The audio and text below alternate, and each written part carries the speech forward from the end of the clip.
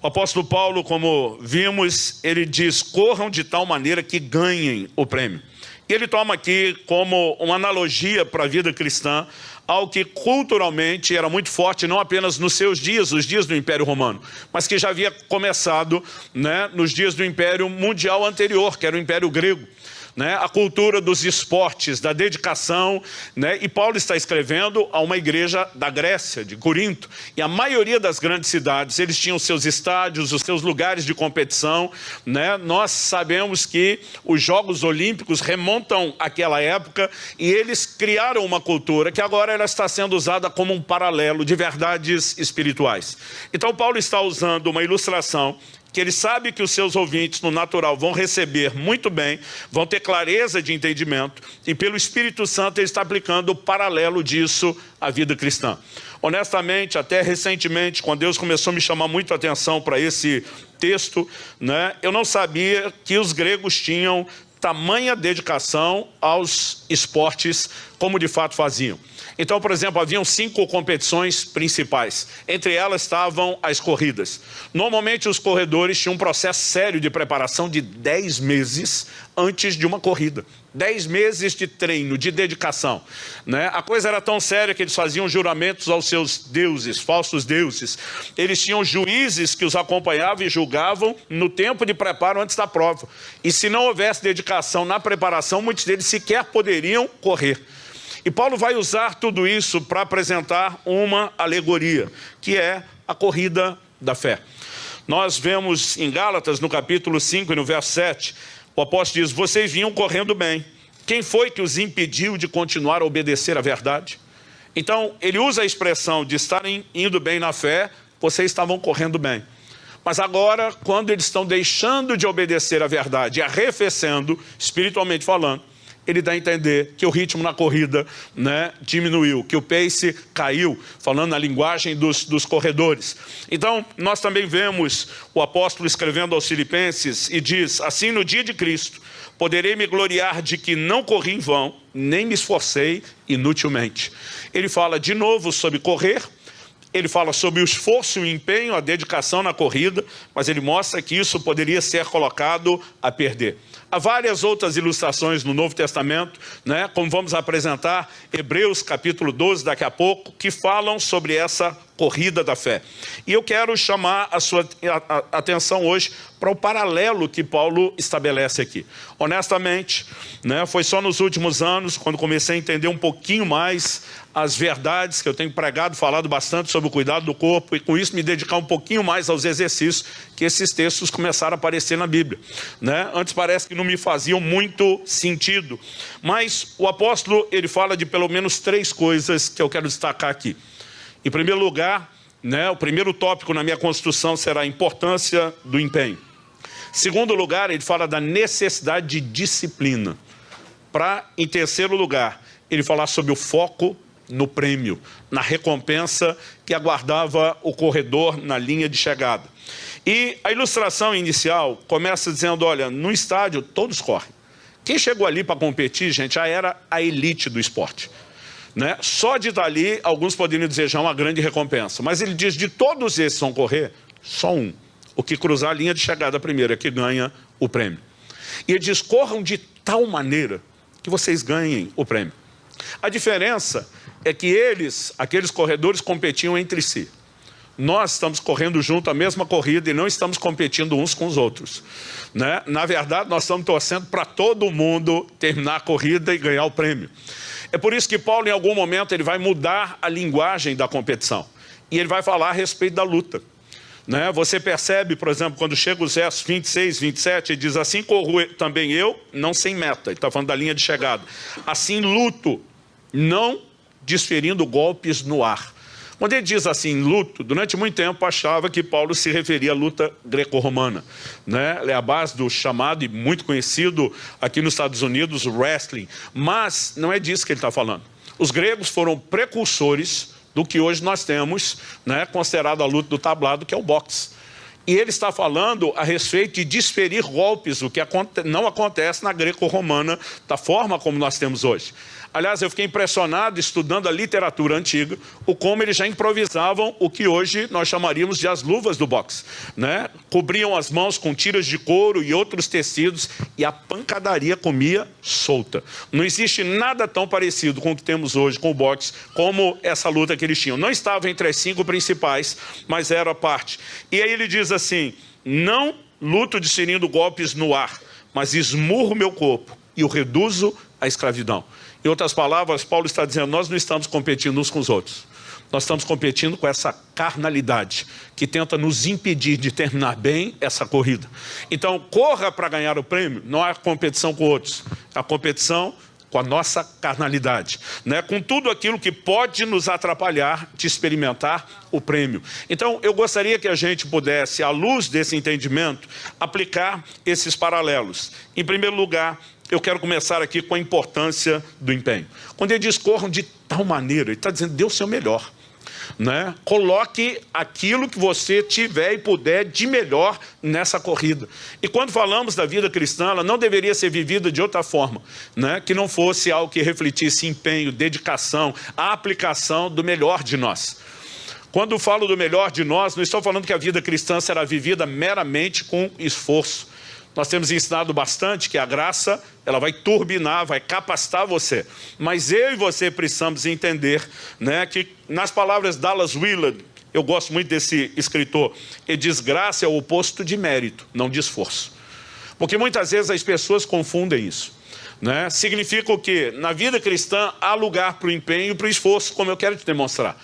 Agora, você não vai ter nenhum mérito por causa do seu esforço. Mas isso não significa que o esforço, o empenho, a dedicação não sejam necessários. O próprio apóstolo Paulo, que fala, corra de tal maneira que ganhe o prêmio, ele, né, nos apresenta várias declarações práticas sobre isso. Em Colossenses, no capítulo 1, no verso 29, ele diz, é para esse fim que eu me empenho, esforçando-me o mais possível, segundo o poder de Cristo que opera poderosamente em mim. Se Paulo não acreditasse que há lugar para um empenho, porque ele afirmaria que ele mesmo se empenha, e não era qualquer nível de empenho. Ele está dizendo, esforçando-me o mais possível. Ele está dizendo, eu dou o máximo, eu dou o melhor de mim. Agora, Paulo também acreditava que dar só o melhor de você não é suficiente. Ele fala de um turbo, segundo o poder de Cristo, que opera poderosamente em mim. O nosso esforço é uma linguagem e expressão de dedicação e ao mesmo tempo de confiança, de que Deus dará tudo aquilo, além do que nós temos, que nós precisamos para realizar isso de forma correta e completa. Quando falamos da vida cristã, ele não anula o poder de Cristo operando poderosamente na sua vida, mas o poder de Cristo operando poderosamente na sua vida não anula a necessidade de empenho e de dedicação. Quem está entendendo, diga amém. Agora, eu escolhi esse texto de Colossenses 1:29 de propósito, porque quando o apóstolo usa a expressão aqui, né, para isso eu me esforço, eu me empenho, né, esforçando-me o mais possível, a palavra usada e traduzida aqui como esforço no grego é a palavra agonizomai. Ela significa, de acordo com os léxicos, entrar em uma competição. Competir nos Jogos Olímpicos, competir com adversários, lutar, esforçar-se com zelo extremo, empenhar-se em obter algo. Fiquei impressionado também, estudando os comentários bíblicos relacionados a esse assunto recentemente, com o quanto na literatura antiga essa analogia da dedicação aos esportes era usado para falar da dedicação em outras áreas da vida cristã. Porque os atletas eram exemplo, né, para a sociedade de dedicação. Então você vai pegar, né, os filósofos gregos, você vai pegar o pessoal do estoicismo, gente como Sêneca, todo mundo, os pais da igreja usavam essas figuras e alegorias da dedicação do atleta para falar de algo mais. E estou falando desse texto porque a própria palavra traduzida atleta, em 1 Coríntios 9:25, nosso texto básico, Paulo diz, todo atleta em tudo se domina. A palavra grega traduzida atleta é a mesma palavra traduzida para o esforço, agonizomai. Aliás, a raiz da palavra agonizar, que nós temos, né, na nossa língua. Ou seja, é colocar tamanho, esforço e empenho, onde você vai no limite. E interessante que eles eram o tamanho exemplo de dedicação, que na hora de falar de esforço, eles conjugavam a mesma palavra usada para falar dos competidores. porque eram o maior exemplo de empenho, dedicação e esforço que eles tinham. Quando em 1 Timóteo, no capítulo 6, no verso 12, o apóstolo orienta seu discípulo dizendo: combata o bom combate da fé. Sabe qual a palavra traduzida combate aqui? Agonizomai. Entrar em uma competição, competir nos Jogos Olímpicos, competir com adversários, lutar, porque uma das competições era luta. Então a tradução combate, luta, não está errado. Mas se você traduzir isso como corra a corrida da fé, ela está igualmente, acurada essa tradução. Esforçar-se com zelo extremo, empenhar-se em obter algo. E diz: combate o bom combate da fé. Ele usa o paralelo da competição para falar do plano espiritual. Tome posse da vida eterna, para a qual você também foi chamado e da qual fez a boa confissão diante de muitas testemunhas. O reconhecimento da presença da fé nunca anulou a necessidade de empenho e de dedicação, para que a gente tenha a chamada boa performance da vida cristã. Interessante que a versão fácil de ler traduziu 1 Timóteo 6,12, combata o bom combate da fé assim: dê o melhor de você para ganhar a nobre corrida da fé.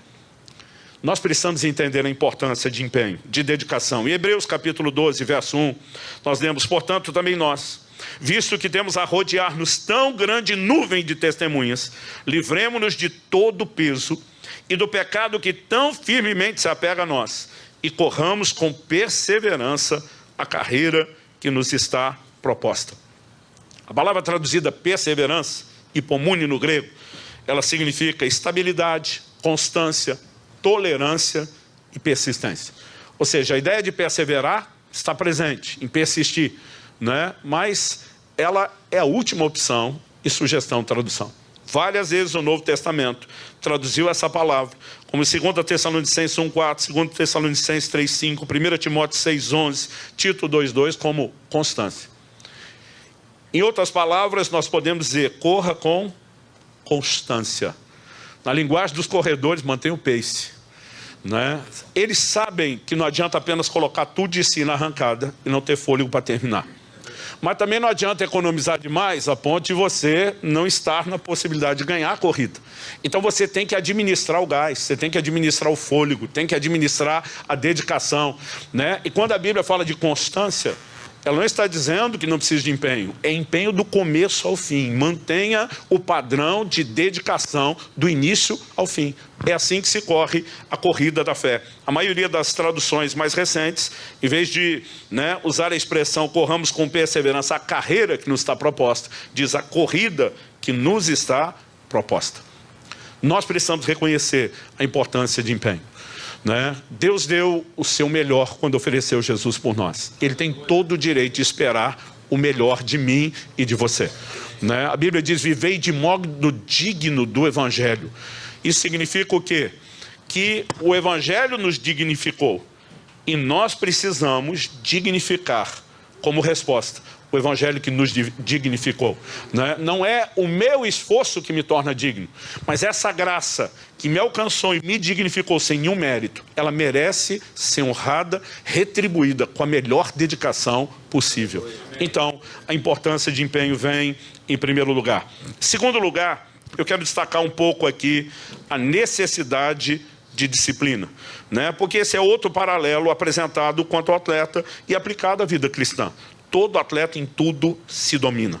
A palavra traduzida aqui como em tudo se domina, ela significa controlar-se, ser continente, exibir autodomínio, conduzir-se temperadamente. Mas o léxico, entre eles, os léxicos, mas entre eles o de Strong, diz que, metaforicamente falando, trata-se da imagem derivada de atletas que, ao preparar-se para os jogos, abstêm-se de comida prejudicial à saúde, vinho e indulgência sexual. Eles eram tomados como exemplo de domínio, de autocontrole.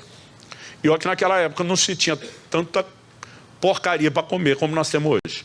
Mas eles já conseguiam fazer distinções. Esse tipo de alimento pode roubar a sua performance em doses e quantidades erradas, em horários errados. E eles sabiam que tinham que administrar questões alimentares.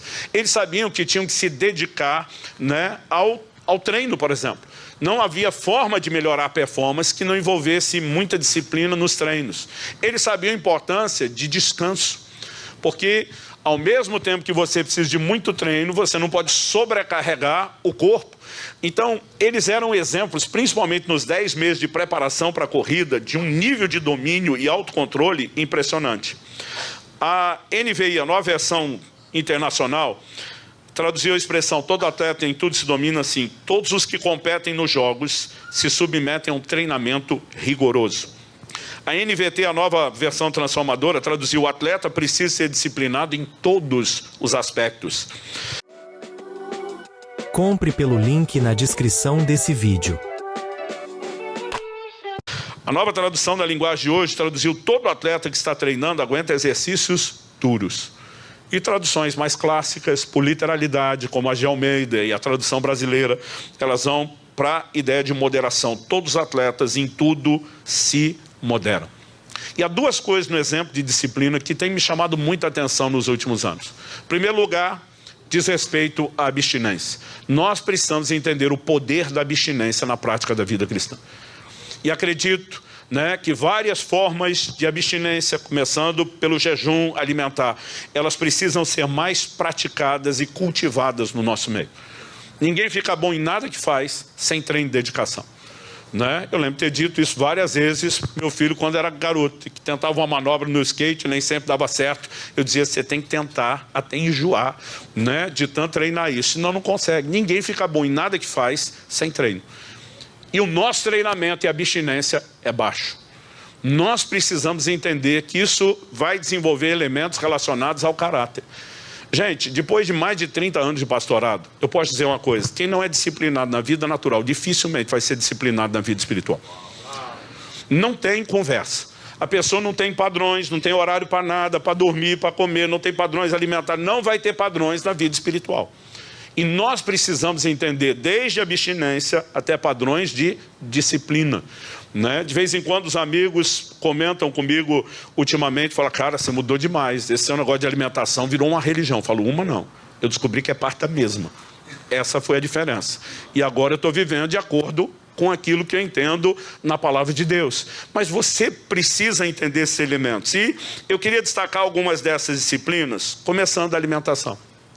Porque esses atletas tinham uma dedicação forte à alimentação, mas não era apenas eliminar a alimentação ruim. Uma conta que eu nunca fiz é que atleta de alta performance, essa turma tem que comer muito, gente. O dia desse eu estava conversando com um camarada, e não dava, não existia margem para questionamento que ele era uma pessoa muito dedicada. Da minha altura, no mínimo uns 10 quilos a mais do que eu, mas com 4,5% de gordura corporal. Você olha assim, é um médico, e ele me ouviu falar sobre o cuidado do corpo, falou: olha, eu vivo tudo que eu prego para os meus pacientes. Eu tento ser o primeiro a dar exemplo. E eu falei: doutor, para manter esse corpinho, quanto é que o senhor come? Porque para você estar com 4,5% de gordura corporal e esse tanto de músculo, tem muita dedicação aí. Para ter dedicação, eu descobri que não é só não comer o que é ruim, tem que comer o que é bom. Ele olhou para mim, sorriu e falou: talvez você não vá acreditar, mas meu consumo diário é de 9.000 calorias por dia. Alguns de nós com 2.000 já estamos engordando. Para você ter uma ideia.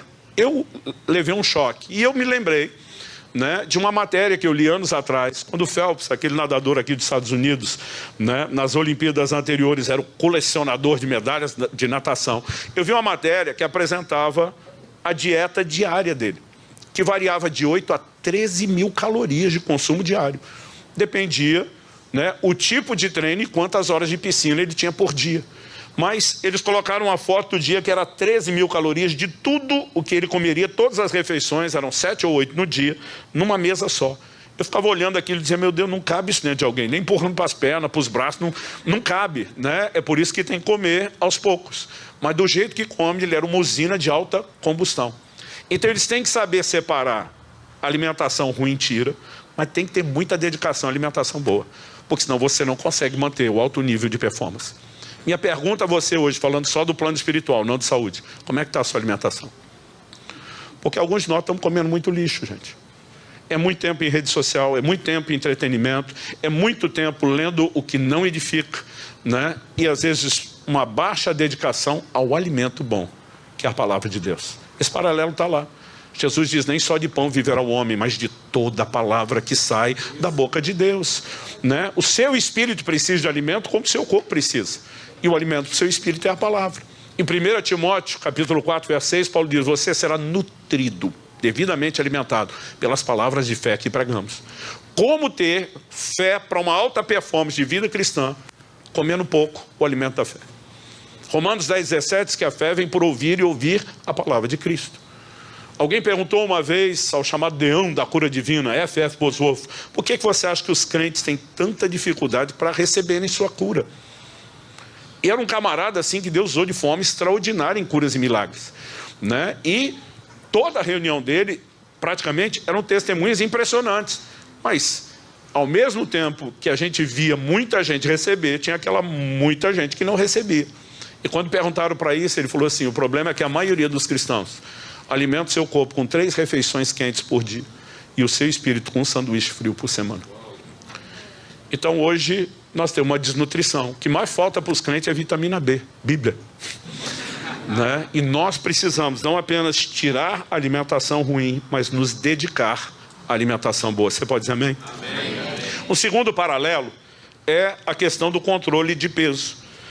Hebreus capítulo 12, verso 1, que eu li agora há pouco, diz, livremo-nos de todo o peso e do pecado que tão firmemente se apega a nós e corramos com perseverança. Gente, não importa, né, a competição, o peso sempre será um fator de influência. Então, se você for falar da luta, é lógico que quem tem mais peso, né, a maior parte dos nocautes vão acontecendo nas lutas com peso pesado.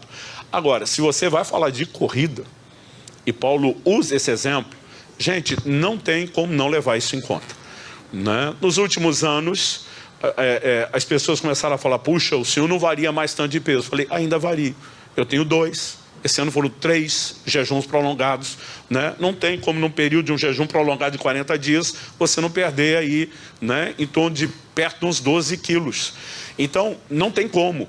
E eu percebo a diferença no ritmo de treino, mesmo com condicionamento. Aquilo que eu faço sempre e que acho que está bem feito. Quando, de repente, de uma hora para outra, um mês e pouquinho, eu baixei mais 10 quilos, o nível de rendimento. Né? Não me dedico à corrida, né? É algo que eu evito até por conselho médico. Eu tenho o joelho operado, 2 placas de titânio e 18 pinos nessa perna esquerda. Se eu olhar o raio-x, parece uma ponte estaiada. Então eu evito, né? Mas quem corre pode falar isso melhor, né? Meu filho, assim, eu canso de vê-lo correndo na esteira. O que dizer quando inventou de correr uma maratona, certa ocasião. Mas ele pode, e qualquer um de vocês que brinca um pouco mais nessa área, dizer o mesmo. Se você quiser ter rendimento, precisa baixar peso. E na vida cristã, a Bíblia diz que a gente tem que se livrar do peso para correr com perseverança a corrida que nos foi proposta. Então a pergunta é o que é peso? Porque ele fala nos livrar do peso e do pecado. O pecado nós sabemos a desgraça que é. Mas o que é um peso que não é necessariamente pecado? É aquilo que não necessariamente quebrou sua comunhão com Deus, mas atrapalha seu rendimento. E muitos de nós temos questões emocionais que estão nos enroscando. Nós temos questões práticas do dia a dia, né? Peso é aquilo que suga a sua energia e performance na corrida. E eu e você precisamos parar e avaliar. Mesmo que não seja pecado, está atrapalhando meu ritmo, está atrapalhando minha corrida. E o atleta que em tudo se domina e se dedica, ele precisa lidar com a questão do peso. Quem está entendendo, diga amém. Amém. Terceiro lugar, exercício. Em 1 Timóteo, no capítulo 4, verso 7, o apóstolo Paulo diz assim, exercita-te pessoalmente na piedade. A palavra traduzida exercício no grego, ginásia, raiz de gin, ginásio, né? O lugar onde se faz ginástica. Era o que hoje no português a gente chama academia. Em espanhol ainda se chama ginásio, no inglês ainda tem a contração gym. Em Portugal eles usam a expressão ginásio. Recentemente estava pregando lá e perguntei no hotel, tem academia? A pessoa falou, o senhor quer estudar? Eu falei, não, eu quero me exercitar. Falou, o senhor está falando do ginásio. Eu pensei, bom, aqui também é ginásio. Essa palavra, ela foi aplicada para falar de uma dedicação à piedade. Exercita-te, ginásia, na piedade. Né? O que era a ginásia? É aquele lugar de treino contínuo e de alta performance. Agora, a pergunta a ser feita é, alguém fica bom em alguma coisa sem treino? Não. Mesmo aquele atleta que tinha o fôlego para dar um pique, ele precisa melhorar o rendimento, correr a mesma coisa em menos tempo. E quanto mais treina, quanto mais se dedica, melhor fica. A pergunta é, e na piedade? Quem só compartilha a sua fé e fala de Jesus de vez em quando e não sempre, vai ficar bom naquilo que faz? Não como aquele que se exercita sempre. Quem tem compaixão só de vez em quando, vai ficar bom no seu rendimento da vida cristã? Não como aquele que tem compaixão sempre. Quem é generoso só de vez em quando, em apenas algumas épocas do ano, vai ter uma boa performance? Não como aquele que é generoso sempre. Então assim, vida de oração, né? Leitura da palavra, todas as dinâmicas da vida espiritual, elas são parte de uma rotina de exercício, de disciplina, que se repete, que se repete. Então assim, você não precisa sentir vontade para ter o seu tempo devocional. Assim como nem todo atleta acorda dizendo, estou com a maior vontade do mundo de treinar. Mas ele sabe que tem que ser feito. E parte do empenho da dedicação é, vai com ou sem vontade. Porque o que interessa no final é o rendimento e o resultado. E sabe, nós precisamos entender a importância que isso também tem na vida cristã. Esses paralelos não foram estabelecidos aí, né, sem propósito. Deus queria que a gente entendesse a linguagem e pudesse reproduzir isso na prática. Mas todo atleta precisa de descanso. Porque sem descanso não tem rendimento, né? Então, você precisa saber, não importa se estamos falando do atleta amador, se estamos falando do profissional, se não tiver descanso, você pode entrar em overtraining, você pode entrar em sobrecarga, o rendimento começa a ser comprometido. Mas como funciona o descanso na vida do atleta espiritual, que está correndo a corrida da fé? Significa que ele se dedica um tempo e depois ele para? Não, já orei muito essa semana, agora preciso de uns 2 dias sem oração. Já li muito a Bíblia esse mês, agora preciso de uma semana sem Bíblia para desestressar minha cabeça. Já falei muito de Jesus, agora não posso ver um ímpio na frente, porque eu preciso dar uma pausa. Na vida cristã, há lugar para o descanso? Sim. Hebreus 4:3 fala, nós, porém, os que cremos, entramos no descanso. Alguém pode dizer, não, esse é o descanso final, depois cruzou a linha de chegada e vai parar. Então, deixa-me te dar um outro exemplo. Hebreus 12:1 diz, corramos com perseverança a corrida que nos foi proposta. Quando chega no verso 12, do mesmo Hebreus 12, ele vai dizer assim, por isso, levantem as mãos cansadas e fortaleçam os joelhos trôpegos, ou dependendo da versão, os joelhos vacilantes. Eu demorei para entender que essa declaração está ligada à corrida. Aliás, na verdade, eu estava vendo um vídeo sobre pessoas que estão determinadas a cruzar a linha de chegada. E eu já vou retomar isso em terceiro lugar, que é corra pelo prêmio. Fique de olho na linha de chegada. É impressionante o poder que a linha de chegada tem sobre um corredor que é sério na sua meta. Paulo diz, assim corro eu, não sem meta. Alguns não estão correndo para ganhar do outro no tempo. Estão correndo apenas para vencer a sua própria limitação e dizer, eu vou terminar a linha de chegada. E um dia desse estava vendo um vídeo de pessoas que estão chegando no final de uma maratona horas depois dos primeiros. Mas eles não estavam competindo com os primeiros, estavam competindo consigo mesmo. E a ideia é, nós vamos terminar. E, gente, era assustadora a forma como alguns chegavam. Essa visão do fortaleça as mãos cansadas, o joelho trôpego, para mim, ficou fácil de entender quando eu vi o jeito que aquela turma chegava. Me permite imitar. A maioria desses chegava bem depois, no limite da sua dedicação, estava assim. Eles já não conseguiam manter as mãos erguidas, os joelhos estão balançando para dentro e para fora, e muitos deles caindo e levantando. E de repente, aquilo começou a fazer sentido. Fortaleça as mãos cansadas, os joelhos trôpegos. Mas não está falando de alguém que terminou a corrida. Na corrida da fé, eu e você descansamos e recuperamos fôlego enquanto corremos. A gente não para de correr. Isaías capítulo 40, versos 29 a 31. Ele fortalece o cansado e multiplica as forças ao que não tem nenhum vigor. Os jovens, leia-se, testosterona alta. A moçada, os jovens se cansam e fatigam, os moços de exaustos caem. Mas os que esperam no Senhor renovam as suas forças. Sobem com asas como águias, correm e não se cansam, caminham e não se fatigam. Se você tem pelo menos minha idade, deve ter lembrado do filme Carruagem de Fogo. Se você não sabe o que eu estou falando, aproveita o Google, porque você é desatualizado. Ou é novo. Mas esse versículo virou a temática, né? Um filme que ficou muito conhecido décadas atrás, de corredores chamado Carruagens de Fogo. Correrão e não se cansarão. E eles começaram a botar fé, dizendo: nós vamos ter um gás sobrenatural. Nessa corrida, não existe um exame antidoping que te puna por ter recebido forças extras da parte do Senhor. É por isso que Paulo diz: eu me esforço, né? Eu me empenho, para isso que eu me empenho, me esforço o mais possível. Mas ele vai dizer: segundo o poder de Cristo que opera poderosamente em mim. Eu dou o meu melhor, mas não deixo de receber esse gás extra. Até no plano espiritual você percebe que essas coisas elas vão se alinhando. A diferença é que na corrida da fé a gente não senta e para de correr para descansar. A gente conecta em Deus de tal forma, onde a gente diz: eu pus o melhor de mim, mas o melhor de mim não é suficiente. Eu preciso de forças extras, eu preciso que Ele me renove, eu preciso que Ele me fortaleça. Mas quando os jovens, quando a moçada dá texto lá em cima estiver tropeçando e caindo, eu ainda vou estar correndo, porque eu não vou correr apenas com o meu esforço. À medida que eu dou o melhor de mim, eu vou sendo renovado na própria corrida. E eu quero te dar uma palavra hoje. Muitos de vocês entraram aqui hoje cansados. Você tem procurado dar o melhor de você, mas você tem dito: eu estou cansado. E eu quero te dizer: tem descanso sobrenatural à sua disposição hoje nesse lugar.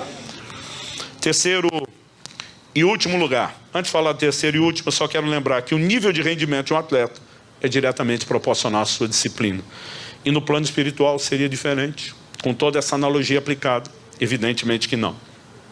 Terceiro e último lugar, foco no prêmio, né? Corram de tal maneira que ganhem o prêmio. Foi a declaração de Paulo em 1 Coríntios 9, 24. Porque é importante, né? Eu e você entendemos a importância do empenho, que já falamos, a necessidade de disciplina, antes de falar do foco no prêmio. Porque a corrida pode terminar de duas formas. Paulo aborda as duas possibilidades. Primeira delas, fracasso. Em Gálatas 2:2 ele diz: para não correr ou ter corrido em vão. Tem gente que está abandonando a corrida, não está correndo.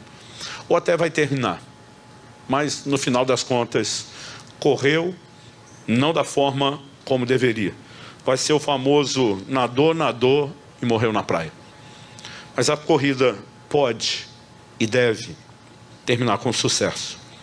Em Filipenses 3:12, Paulo diz: não que eu já tenha recebido isso ou já tenha obtido a perfeição, mas prossigo para conquistar aquilo para o que também fui conquistado por Cristo Jesus. Outras traduções diz: prossigo para alcançar aquilo para o qual fui alcançado. É daí que saiu o mote que nós temos da comunidade Alcance: alcançados para alcançar.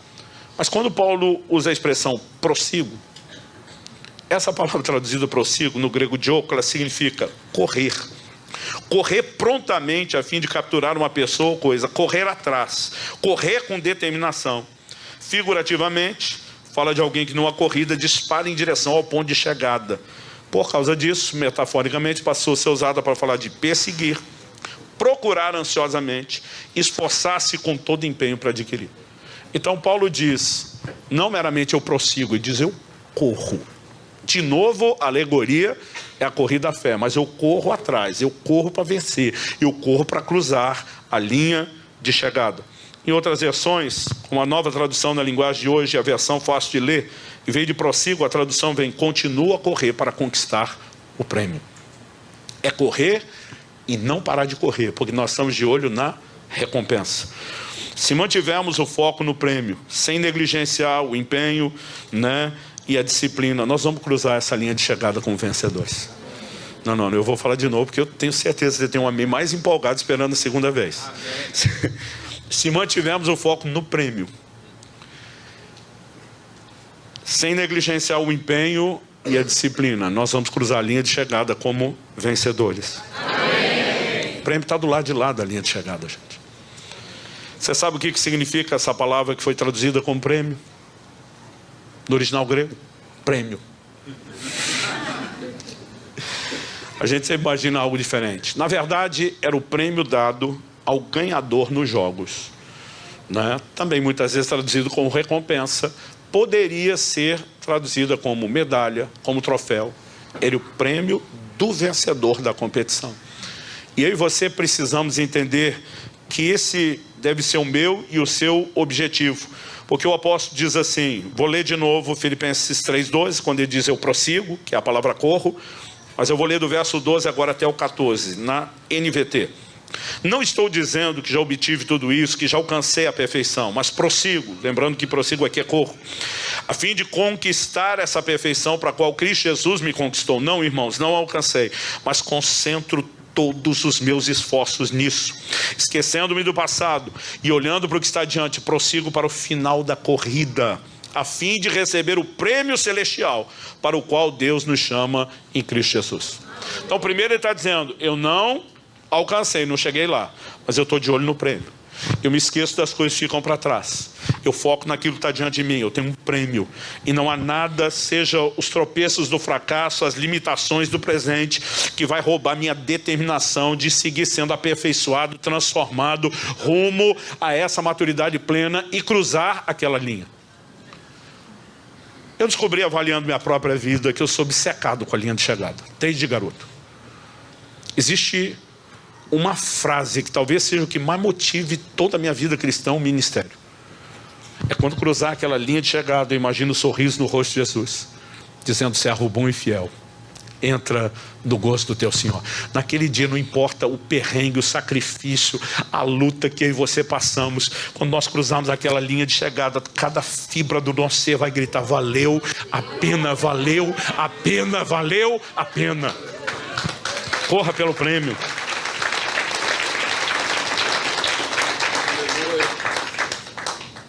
Não foque nos erros do passado, não se enrosque nas limitações do presente, foque no prêmio.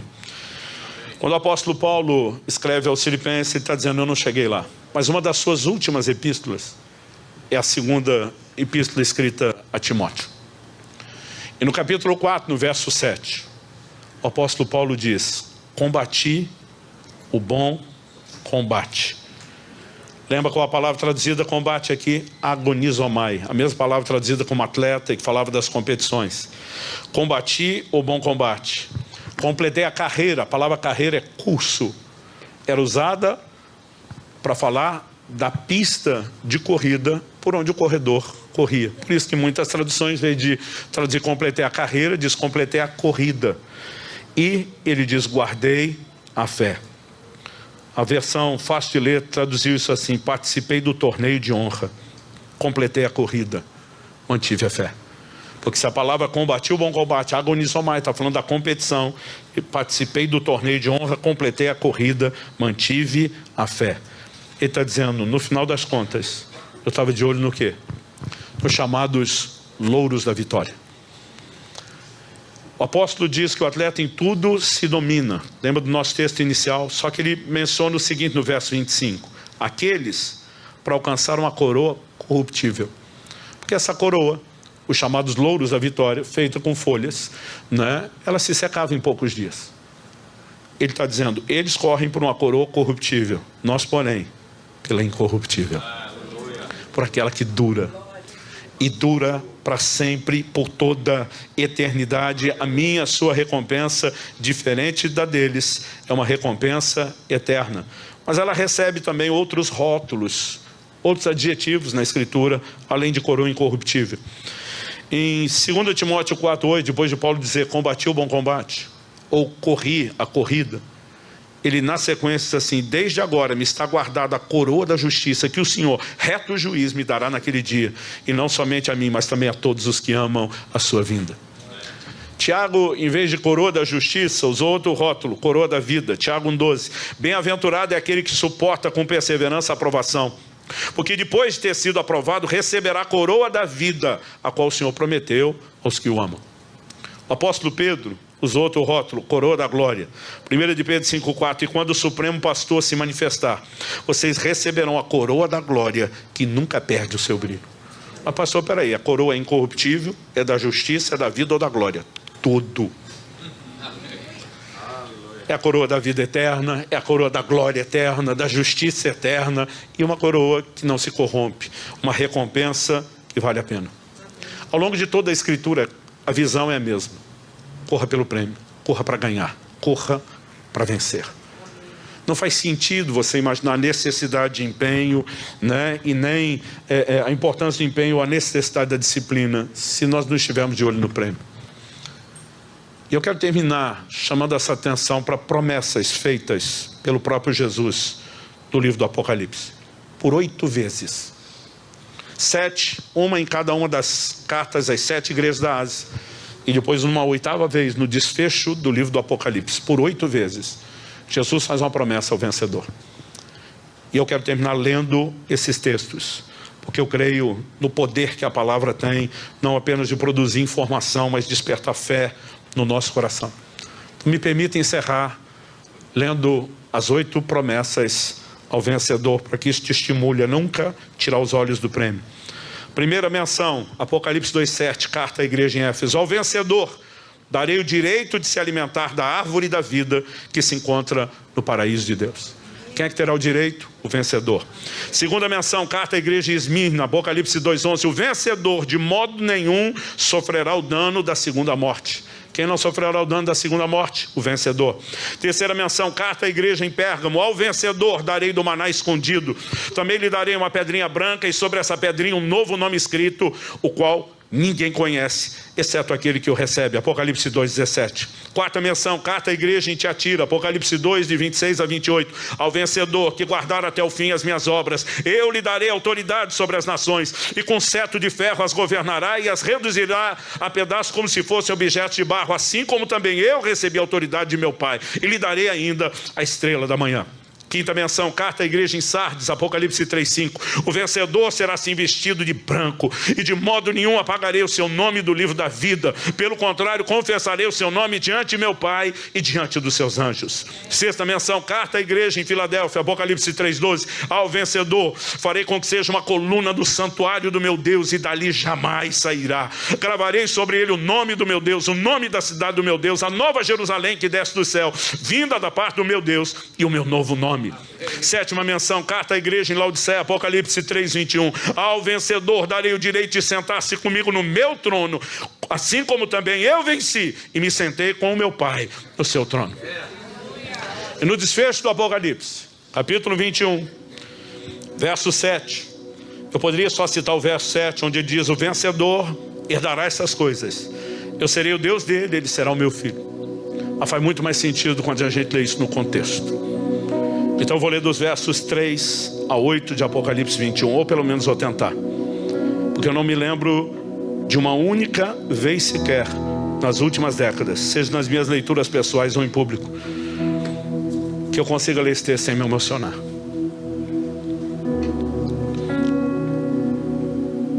Ele aponta para o desfecho da redenção.